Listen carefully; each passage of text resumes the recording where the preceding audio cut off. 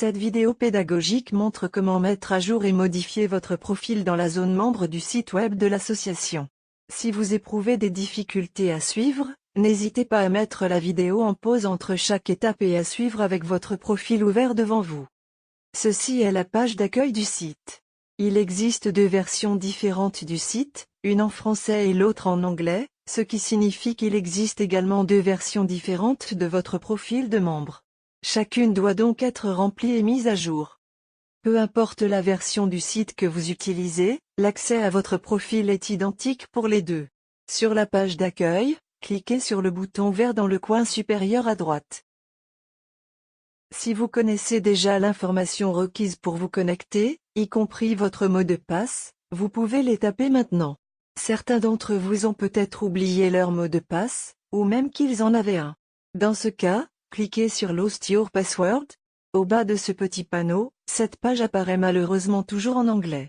Ensuite, inscrivez le courriel que vous avez utilisé pour vous inscrire en tant que membre de l'association et vous recevrez quelques minutes plus tard un message vous demandant de réinitialiser votre mot de passe. Une fois que vous avez toutes vos informations pour vous connecter, cliquez sur le bouton Login. Si vous êtes membre de plein droit, voici ce que vous devriez voir. Comme vous pouvez le constater, vous pouvez remplir autant des champs que vous souhaitez. De nombreux champs sont optionnels, tels que l'inclusion d'une photo.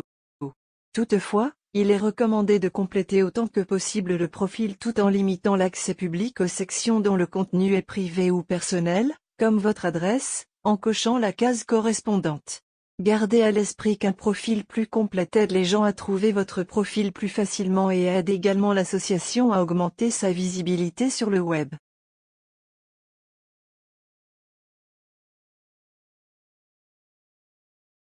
Si vous faites défiler vers le bas de l'écran, vous pouvez ignorer ce panneau ici et simplement compléter le reste ci-dessus. Ensuite, cliquez sur l'onglet Informations de contact en haut pour passer à la section suivante. C'est ici que vous entrez vos informations de contact, telles que la mise à jour de votre adresse électronique, votre numéro de téléphone, l'adresse de votre site web et vos comptes de réseaux sociaux. Tous ces liens peuvent être cachés au public si vous le souhaitez. Ensuite, trouvez au haut du panneau l'onglet à propos de vous sur lequel vous pouvez cliquer. Il y a deux sections particulièrement importantes. Tout d'abord, vous pouvez ajouter vos langues sources et cibles ici dans la deuxième ligne. Il s'agit simplement de choisir vos langues sources et cibles dans un menu déroulant, puis d'ajouter chaque langue une par une. Si votre langue n'est pas répertoriée, veuillez en informer l'administration et nous l'ajouterons au menu déroulant le plus rapidement possible. La deuxième portion importante de la section à propos de vous est la section bio, en anglais et en français. Nous vous recommandons de fournir une biographie professionnelle, dans les deux langues, d'un maximum de 250 mots et d'au moins 100 mots. Veuillez utiliser des phrases complètes plutôt que des points. N'oubliez pas que vous n'êtes pas tenu de mentionner dans la biographie les titres que vous avez traduits, ni les prix et distinctions que vous avez remportés, car il existe des sections distinctes pour ces derniers ci-dessous. Il est recommandé de bien réfléchir au type de mots que les internautes pourraient chercher lorsqu'ils les tapent dans un moteur de recherche tel que Google. Par exemple, si vous avez un surnom ou un nom avec lequel vous êtes plus connu, vous devriez l'inclure d'une manière ou d'une autre dans votre biographie. Vous ne devez pas non plus utiliser des mots trop complexes, à moins que ces mots ne vous soient fortement associés à votre travail. Notez qu'il existe des cases distinctes pour les versions anglaises et françaises de votre biographie. Il est important de se rappeler que les deux zones doivent être remplies dans les deux versions linguistiques du profil. Juste en dessous de la biographie se trouve la section bibliographie sélective. Vous pouvez inclure jusqu'à 10 titres.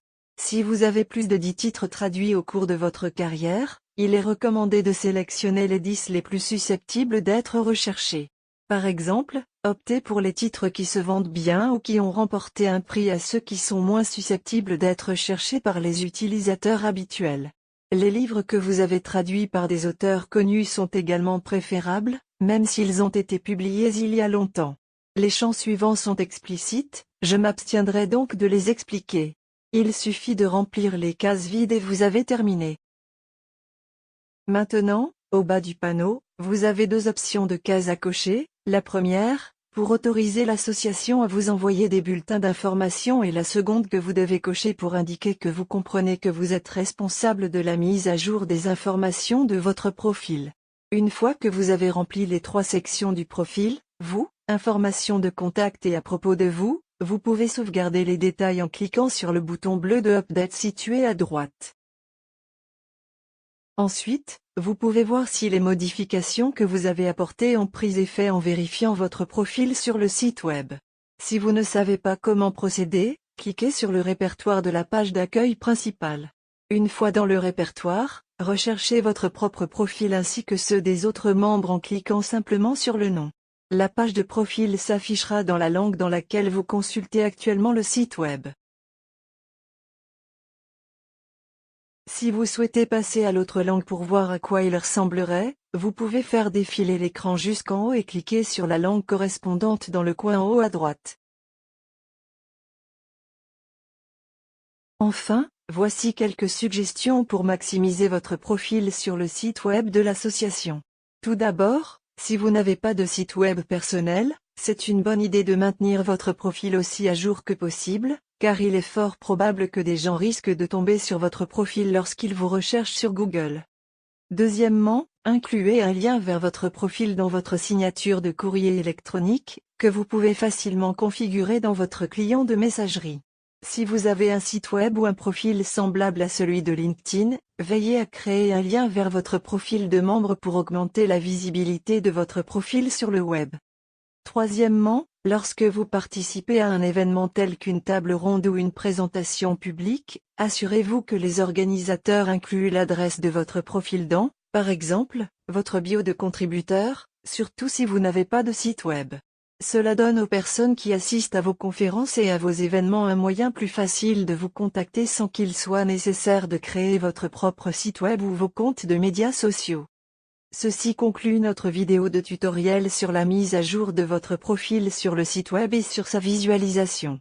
Si vous avez des questions ou des préoccupations, n'hésitez pas à envoyer un courrier électronique à l'administration. Nous ferons de notre mieux pour vous aider. Si vous rencontrez des difficultés pour suivre la vidéo, n'hésitez pas à la revoir et à mettre la vidéo en pause entre chaque étape. Je vous remercie.